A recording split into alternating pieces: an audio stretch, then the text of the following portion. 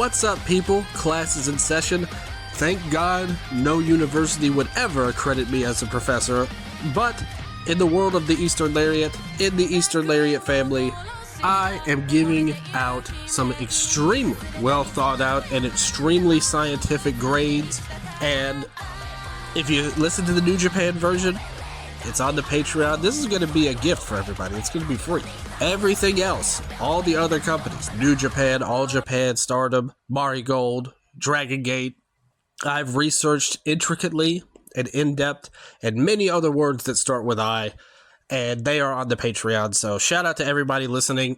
It's obviously, I said it on the New Japan show on the Patreon, I'm all about the holidays. I'm all about any day that gives you free food. But I do have to admit, personally, in my house, ever since I was a small, wee child, Christmas is what we celebrated. I have a lot of memories of Christmas. This is a Christmas show. It has been brought to my attention by one of the people nearest and dearest of me, to me, in the entire world. Of me makes no sense whatsoever. I apologize for that. I'm not editing anything. This is a straight up show. I know some other shows are heavily scripted, and I don't do that. So if there are little flubs here and there, just deal with them.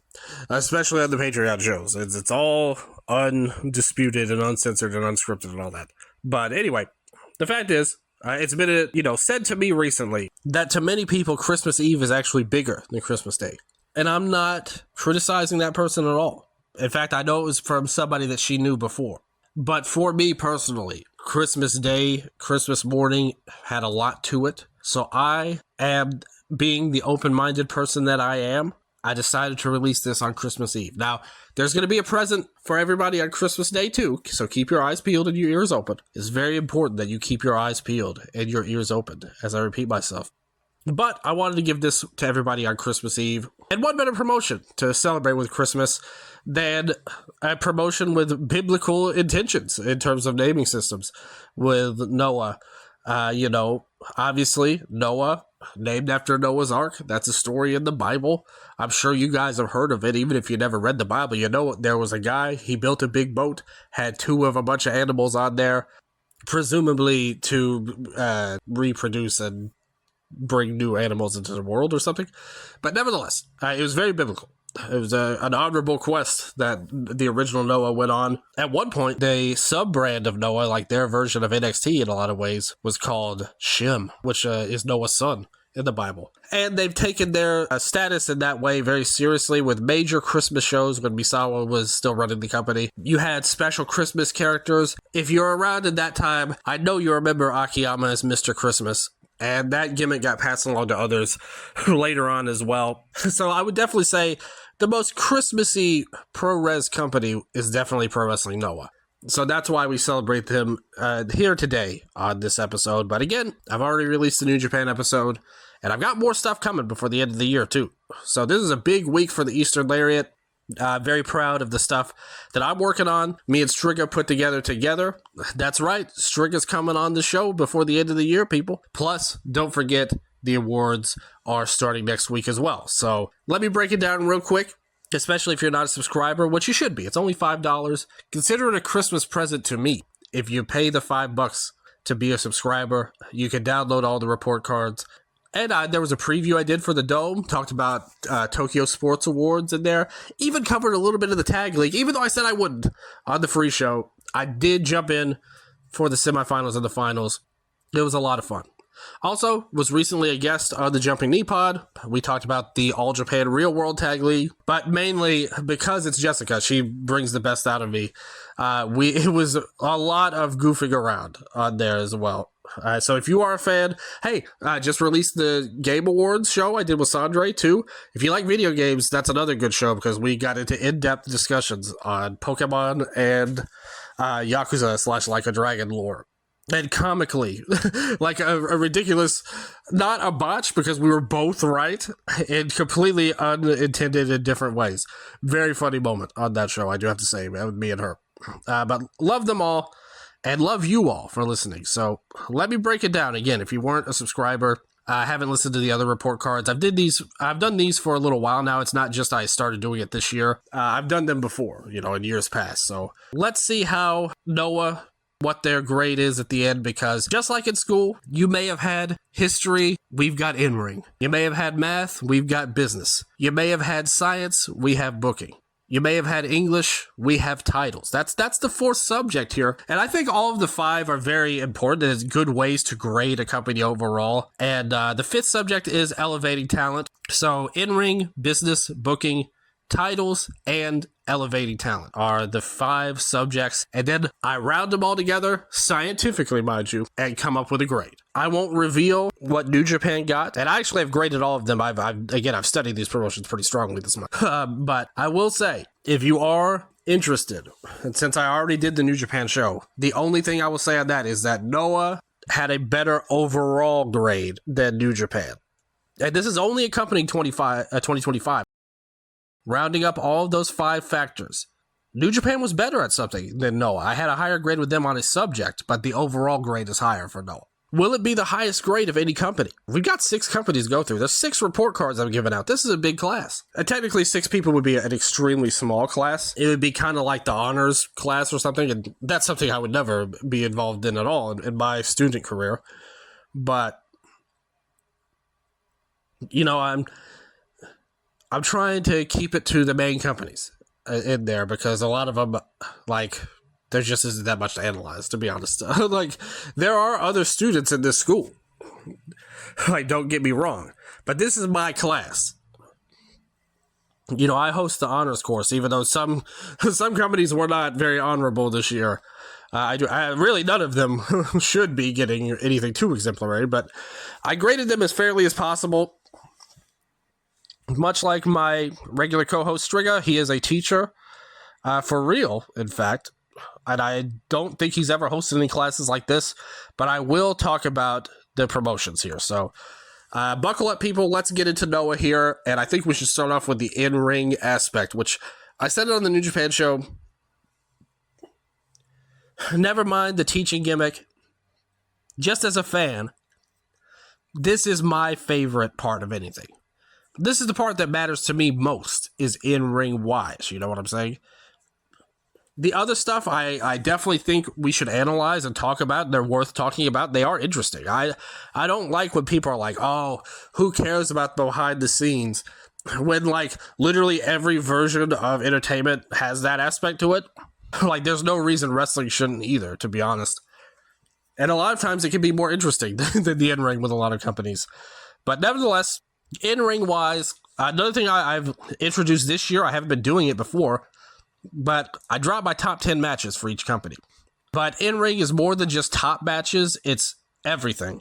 And that's why, you know, when you look at the top 10 matches, these are pretty strong. Like, it wasn't a bad year for them at all. I think they're missing the highs of a New Japan, for example, and some other companies.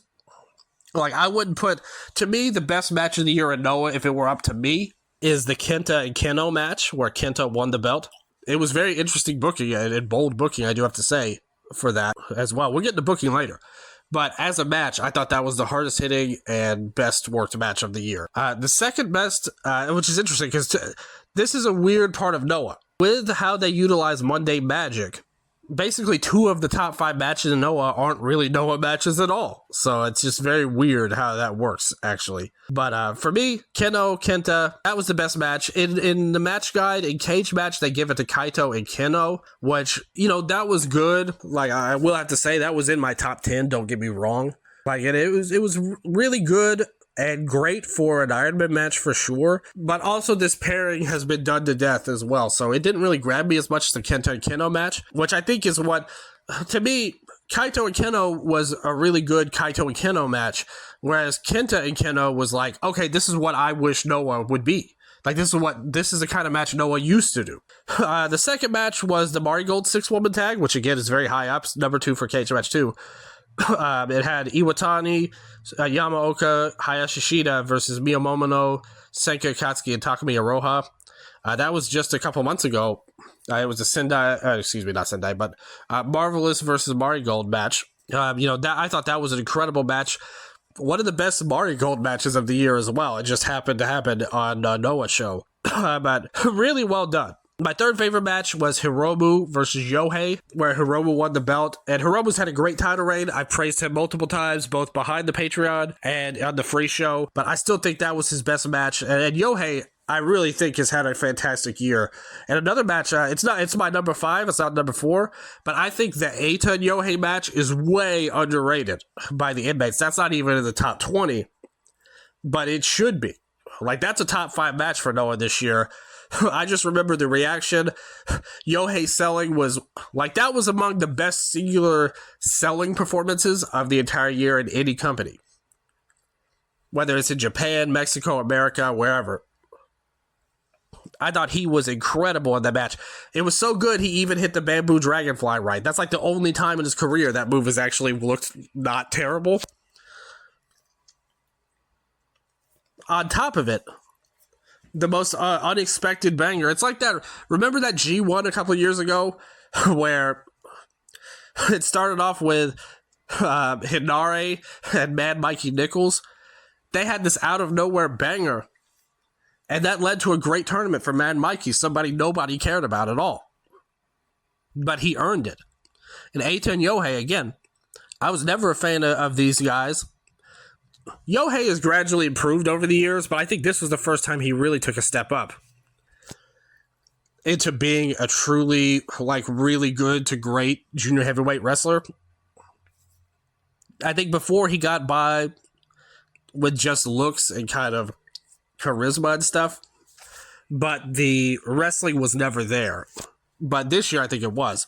So 2 great Yohei matches in the top 5. Another one I really liked, the other Monday Magic match, which was the season finale 8-man tag in June, where it was like you had Kai, Yoshihashi, Daiki Inaba, and Akito versus Kaito, Oiwa, Ueno, and Yoshioka. Such a great match. These were like all of my guys in there. I've been a fan of these guys forever. Akito is like my favorite DDT guy. Yoshioka, I think, is the best Dragon Gate guy. You guys know how much I've loved Yoshihashi. And deep Eastern Lariat fans, I've built up Inaba a lot as one of the most underrated for years as well. But deep past EL fans know that I loved Kai when he was in All Japan and even Wrestle 1 too on there. So really fun match. One of the best of the year. The Alejandro and Kai Fujimura versus Los Golpeadores match. That was great. The best junior tag match of the year for them. Even better than Los Golpeadores versus Daga and Daiki Odashima. That was another one that's in my top 10 too. So 2 Golpeadores matches in the top 10. 2 great ones. I personally thought the Alejandro and Kai was the better match, but the Daga and Odashima match was the better moment. I also liked Kaito and Keno. I mentioned Keno and Daiki Inaba from the N1. I thought was the best match of the tournament. Well worth a check out. Don't love that spear move Inaba did, but otherwise I thought it was a great match. It would have been even higher, I think, if Inaba had really been able to do it. So really good stuff there. And win, obviously, of course. That would have been a great moment. I also liked the Ozawa Keno match better than Ozawa Kaito at the start of the year. Stringer was in attendance for that live, but he is kind of a hater on Noah. I think we can say that as well. But can you really blame him?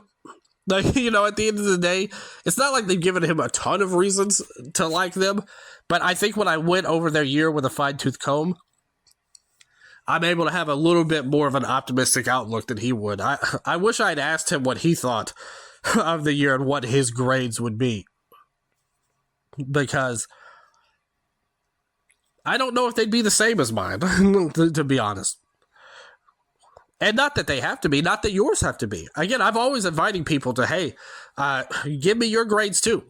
Like I said, this isn't school. I'm against that form of oppression. This is an open-minded society we're in right now. Grades are not absolute, and everybody is available, not just one teacher giving out grades. Everybody's opinion counts in this class. So overall, those matches are really good. The problem is the undercards are often dire, and there just isn't enough depth up and down to really create good cards. In addition, most of the cards too, yes, those are some good matches, but there are far more cards where there's a bunch of Team 2000X bad stuff going on. And I think more people gave Ozawa more leash than I did, but I was never into that style. It's the same heel stuff we've seen a million times over, and I think even most people are kind of over it by now. But much like other situations where this happened, where a heel group comes in and people like them, I just never liked them in the first place. And, usually a heel group comes in, people love them, they wear out their welcome, and people hate them. I never even liked them in the first place. I just got right back to the final part of it. I've been through this before. I know how it goes. I wasn't interested. And a lot of the matches are just bad, to be honest. In addition, you had Marufuji on the cards in major roles throughout the year, which has definitely been more negative than positive. It hasn't been all bad, if we're being fair, but it's been more bad than not, if we're being honest. Then said the Kenta match was just horrible. And in a world title. Like I said, even Kenta at the end was like, that really wasn't my best work, I do have to say. Which it wasn't, to be fair, but it was really more on Marufuji, and obviously the stuff with Ozawa in the end one hurt. But more than that, though, it's just the show-to-show basis and the push he's getting with Kenoh, it would be much better used on someone else, in my opinion. The juniors, you can't get away from people like Hayata and Daga, and they haven't really been able to do a lot with a lot of the other guys. You had the mess with Go, which looked like it could be a bright spot with him returning, and it just fizzled out, and he left, unfortunately. I don't know what they're going to do with Team Noah going forward, but that's not a group that's inspiring me a ton. I've been a historical fan of Kotage, but he's not a guy I would personally be having as a leader at this point. If it was 7 years ago, yes, he should have been a top star. They missed the boat with him. And he had a little bit of a run. I mean, he was a main event guy for a while there, for a good year in Noah the Reborn. But they didn't pull the trigger when they should have. And when they turned to a comedy guy, that really sucked at the end of the day. But, there was good, but I wouldn't say it was great. Overall, I thought it was a good in-ring year, not a great year. I was really flipping and flopping between a B- and a C+ with this grade. I really think you can kind of go either way with it. But since I am the unofficial lead teacher here, or lead professor or whatever, I guess I give it a B- instead of a C+, because I think looking at those top 10 matches, there was a lot of variety in them. You had a women's match, you had that crazy 8-man tag, you had juniors, you had heavyweights, you had a little bit of everything. There were a number of matches that were of the good caliber. If you look at the cage match for them, they had 55 matches that had at least 7 out of 10 this year. When you looked at New Japan's, it was closer to 100. And now look, I'm going to be honest. I'm not trying to insult anyone or say anything bad about cage match, but I've been pretty consistent over the last decade. I always take these ratings with a big grain of salt, because I think to care enough to even vote on something like this, you have to be somewhat of a fan at the end of the day. So, was there, if it were Dylan's list, would there be 100 recommended matches in New Japan? Probably not. Would there be 55 in Noah? Probably not, to be honest. If I went through every single one with a fine-tooth comb, I'd probably knock a few down. Maybe there's a couple I thought were underrated. But nevertheless, I think at the end of the day, a lot of the matches were good enough to be up there. Reasonable minds could disagree. So I think it's okay, to say it was a B- year. Again, right on the verge of a C+. They're like an 80 score. How was the grading system when you guys went to school? When I was earlier on, they were kind of assholes. To be honest, where I was at, 80 was considered a C. What kind of bullshit is that? They were like, and 90 was considered a B. How does that make sense? It was 85 to 92 was a B. 93 and above was an A. It was 76 to 84 was a C. And 70 to 75 was a D. And then anything below 70 was an F. That's just stupid. Just do it by 10. Be logical. Is that normal? Did y'all have that too? Or was it more like I said with the 10, 90s an A, 80s a B, 70s a C, blah, blah, blah. Like, that makes a lot more sense to me. The one I had was some BS, man. At the end of the day, my grades would look a lot better in hindsight, probably, if they used a fair system, not the nonsensical one that I had. But nevertheless, I give it more like a B minus. Like, this is right on that 80 line in the real version, not the bullshit version that I had. It would be like an 80 out of 100. Business, I give them a B plus, and I'll tell you why. A lot of people would probably say A, and there was no doubt successful.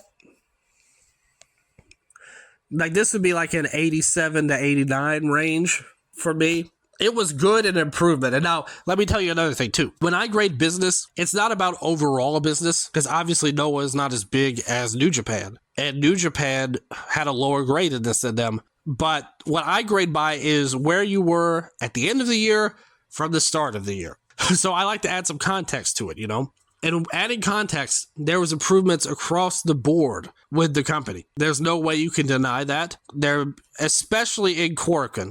In Tokyo, yes, they did great. However, there were some flaws. It wasn't as peaches and cream as people say. And even the good stuff, we do have to have a little bit of a caveat that, yes, numbers were up. Like, overall numbers.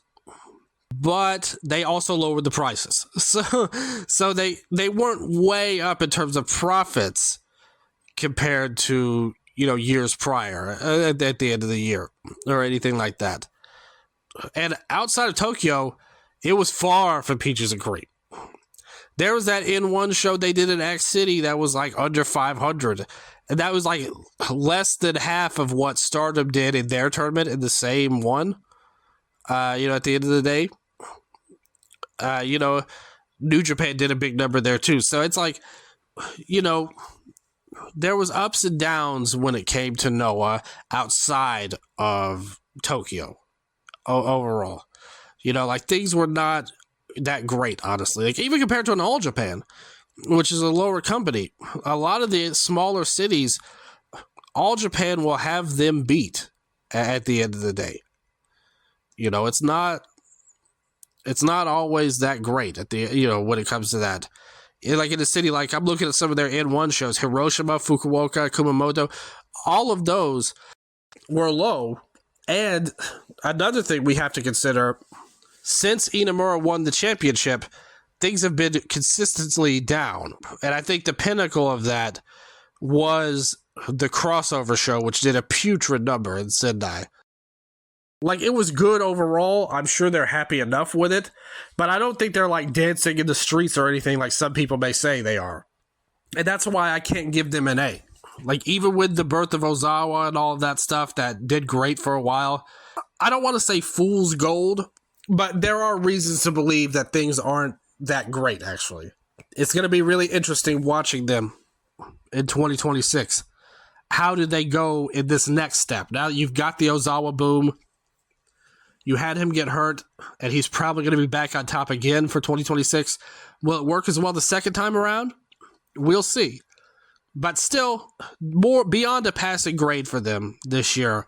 Definitely not. There's no way you could say this was bad or even below average as a year. So I'm going to give them a B plus on that one. Booking, this one I would say is bad. I give them a D plus. They did have that run with Ozawa, which was like the thing, that 2-day period where it went from Ozawa to Keno to Kenta was great.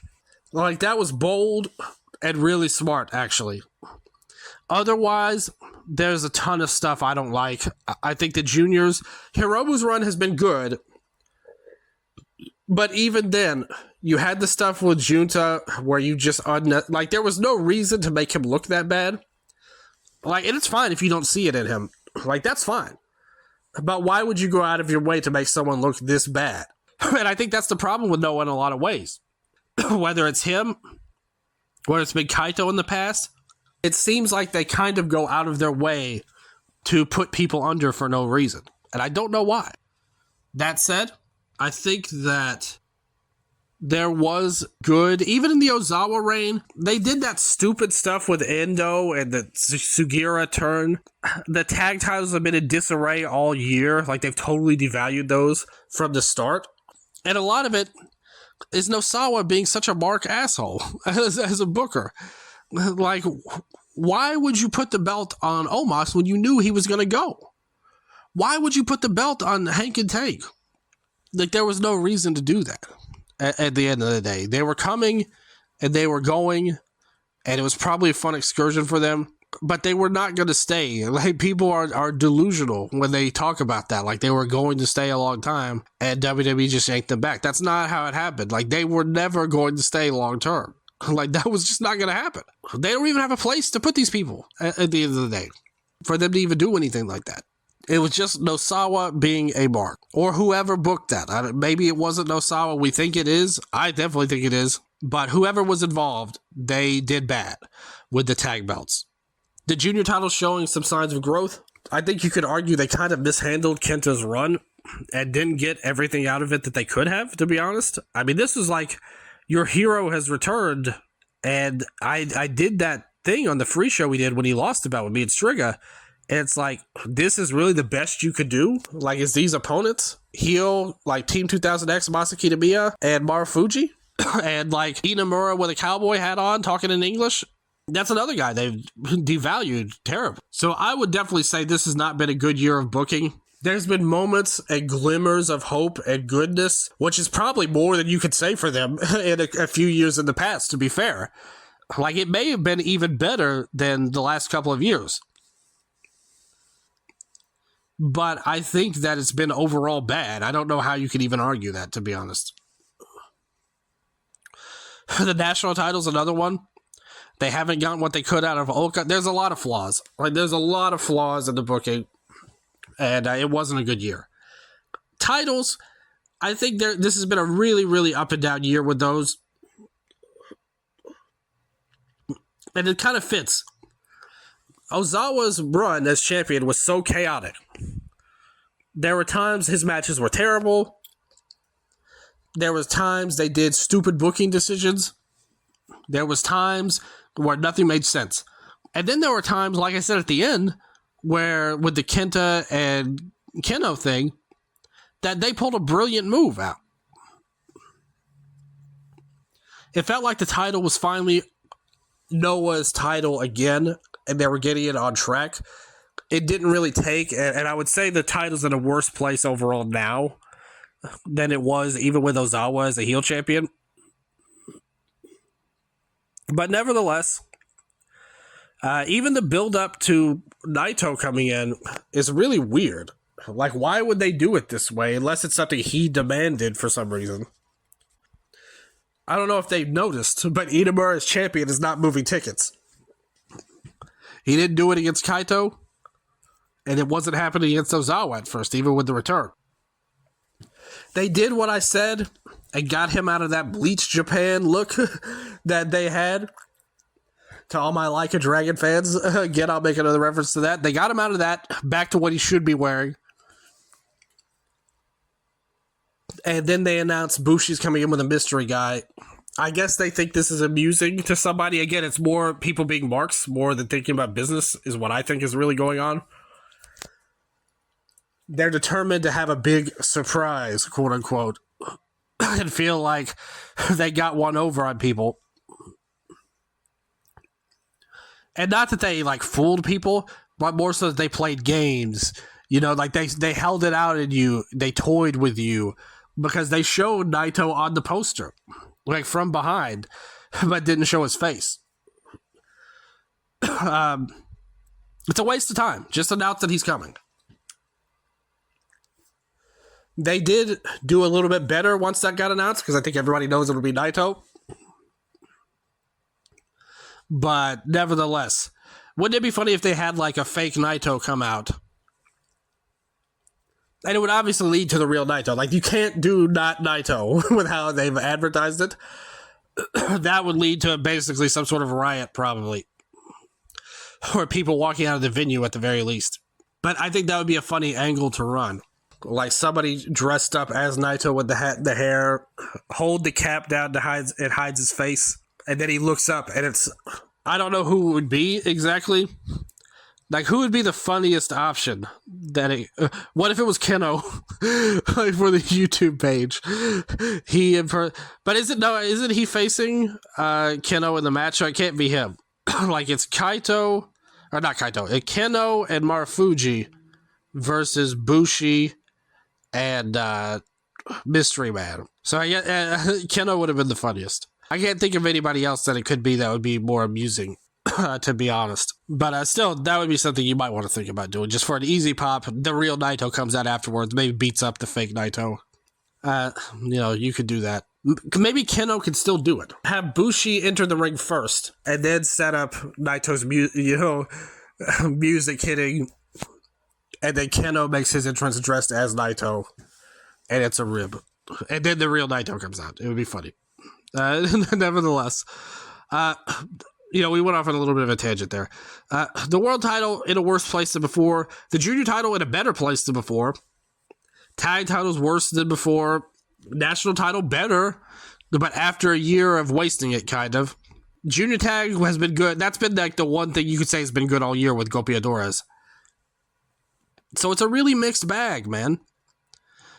I don't know what to think about this company when it comes to their titles.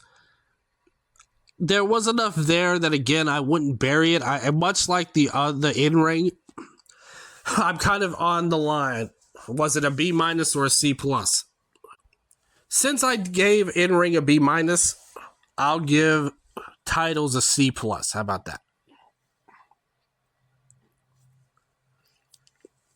To be fair, though, it's still better than when Kaito was champion. Like, I don't know if it's better now, but it was for most of the year. Like, we have to dock them points for the last couple of months since Itamura won it. But for Ozawa and Kenta, and Keno for his day, it was in pretty strong hands. Like, that was your top star. It should be there. Maybe I'll be nice and go B- again with them. Like, I think it's totally fair, ultimately. B- in ring, B- with titles. Elevating titles, I think, might have been their strongest thing you could point at. All right, not elevating titles, elevating talent, excuse me.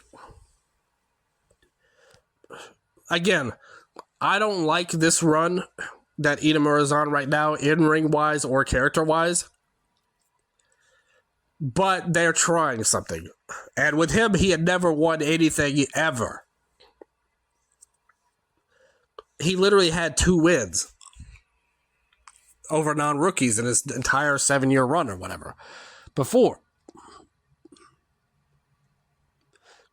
They're at least trying something new with him, and that needs to be respected. Ozawa is one of the best success stories of the entire year in ProRes. That has to count for a lot, even with everybody else. Like, if they didn't elevate anybody else, making a star, like a legit ace-level star, is very hard, especially in the modern era. So that automatically puts them, you can't really go lower than the B range, like, for them no matter what. I think they've done a fantastic job with Onishima. He is your future junior ace. And again, if you've set a new ace heavyweight, and like a new top star heavyweight, potentially set up a new top star junior who's only in his rookie year, literally, it's hard to really complain too much. Like, and you're trying with somebody else, even with Itamura, even though I don't like how they're going about it. That doesn't take away from the effort there, and that they are like, they've elevated him only because he was so low. Like, but it's an elevation nonetheless. It's a cheap way to say it, but it really is. This guy was a nothing to the roster before. Like, he had not accomplished anything, and now he's your champion. Even if this ultimately fails, he's still elevated from where he was before to where he's at least in a Kitamiya level role.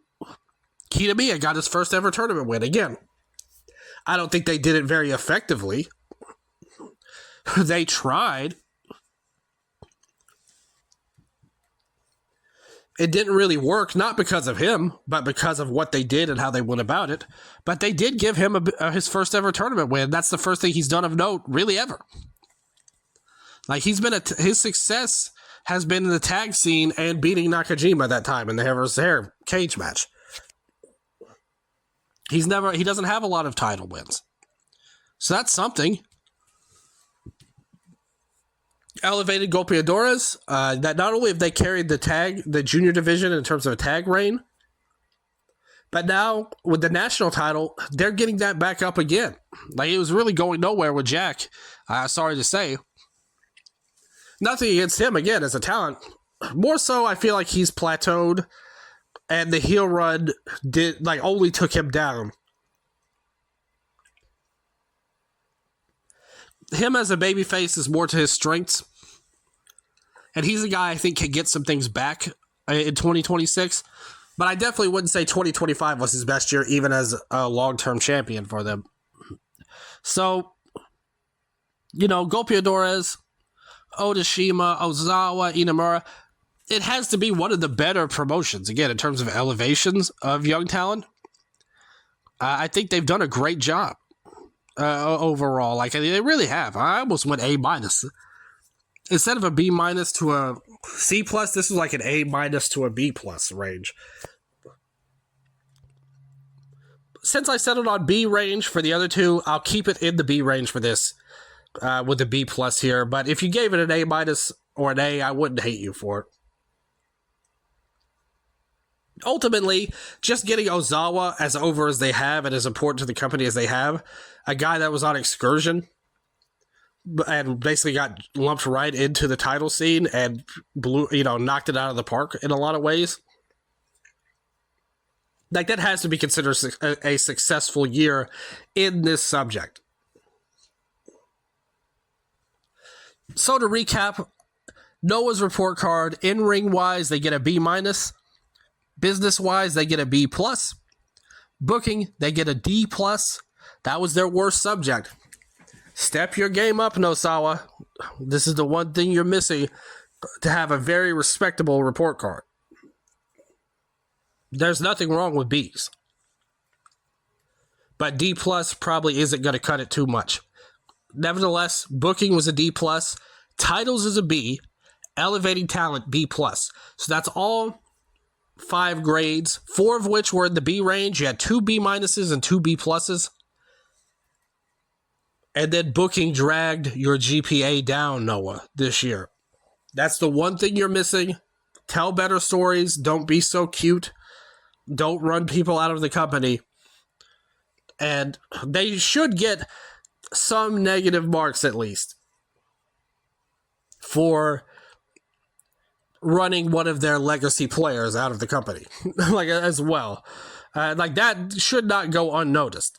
That's another thing. As the teacher, much like, again, just like in real, school, if you screw up in some ways, you could get a demerit or something like that. I'm pretty sure you could do that, right? My school lingo is not up to snuff, I'm sure. But that is a special, and just like maybe you could get special credit, extra credit for working on certain things, you can lose stuff as well. And I think running go out has to be considered you have to be taken down a notch a little bit. So all things considered, again, 2 B-, 2 B+. D+ kind of drags them down a little bit. But in the overall score, I'd have to give them a B- overall for the year. Right? Much like I said on the other two, like B- or C+ feels like where this company is at in 2025. It's definitely an improvement from years past overall, but there were still some things that still kind of troubled them a little bit. And I think if they really worked some stuff out, tightened some things up, rounded out some of those rough edges that this company has, it could be a really respectable company. I don't think they're going to suddenly topple New Japan or anything, but I think with some effort, they can step their game up. Outside of Tokyo is the thing they need to worry about, I would say, going forward. get the booking in gear to logical places, not be so over-reliant on Team 2000X, because I just think it's too much at this point. It's not hitting like it did a year ago. And really, just people have lost. It didn't really ever hit for me, but I think even to a lot of people, they just have lost their patience for it. So keep things in play. You've got Onishima in the junior division. Maybe this is the year, the put up or shut up year for Ulka, as well as somebody I have my eye on. And it'll be interesting to see if there are any repercussions to the Team Noah guys, specifically Kotoge, who is like the one person who's even a reasonable level person in the group, with all due respect to Hiroki. And everybody in the group. He's really the only one that you could even do anything with, like a 0-1 level like guy that they did, which worked pretty well, to be fair. But nevertheless, not a bad year. B-, I will, since I did it for the other two, I will do it for the overall. And just scientifically, it added up to a B-. Long story short, I calculated it. But that's just me and my report card. Noah, even with the bad booking that drug you down a little bit, no doubt Noah has made the grade for 2025. They're advancing on to next year. And hopefully 2026 is even better. Maybe a lot of these B- and B+ can become A- and A+ in the future. And the D+ just needs to get back up to average, and we'll probably be cooking with this company next year. That would help everything.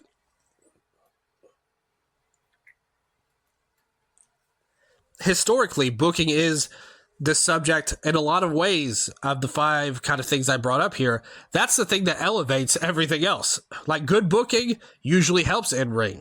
It gives you more emotional investment into matches. Good booking helps business. Everybody knows that. More people want to follow along to what you've put down in terms of your storylines.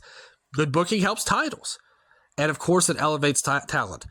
So they're missing on the most important subject, but everything else is together. So that's all they need to even out. And we could see this be an A company next year. I see that potential. With this roster, with the production values, they have a star in Ozawa that they can lean on. That's the one thing they're missing to be a truly great company. But I still think it was a pretty good year. I just wouldn't go too much higher than that. B- feels right for them, with upside for more in 2026. So that was my report card for Pro Wrestling Noah in 2025. Once again, free for everybody. It's my gift to you. All the other report cards are on our Patreon, patreon.com/Eastern Lariat. It's in the info on this YouTube video that I have, and also in the Libsyn too, for the episode I'm putting up. But keep your eyes peeled, your ears open. I said that multiple times earlier, so I'm just bringing it back. There will be another gift extremely soon for everybody out there. And I think it's going to be a lot of fun. So hopefully everybody enjoyed this episode. Let me know what your grades were for Noah, and maybe even any other companies you want to grade. And also join us for the party. Be a part of the Eastern Lariat family. Go to the Patreon. Listen to all the report cards and all the other stuff. Go to review Dream Queendom for Stardom as well. Ano versus Kamatani. Going to be some fun stuff. Probably going to review the New Year show on Patreon as well. We'll probably wait for Stringer to come back after Wrestle Kingdom, and as well as obviously the award show. So a lot of cool stuff going on the Patreon. Big All Japan show to end the year too. So cannot wait to talk to you guys about that on the Patreon, and hopefully you join me for that. But if not, I hope you enjoyed the show anyway. Please comment below. Let me know your grades. I want to hear what you guys have to say. How good of a year was it? Did you have fun watching them? Anything else you want to talk about, let me know. So once again, thank you guys. Happy holidays no matter what you celebrate. Most importantly, you got to get free food and free stuff if you're really lucky. But even if you don't get any free food, even if you don't get any free stuff, even if you don't celebrate any holidays, and you're not like me and you want to scam people by fake celebrating them, that's fine. I'm not going to judge you for that. No matter what you do, what you celebrate, if you have nobody else in the world, you have to know that you are not alone. You are always loved because, as always, you know I love you. And until next time, sayonara.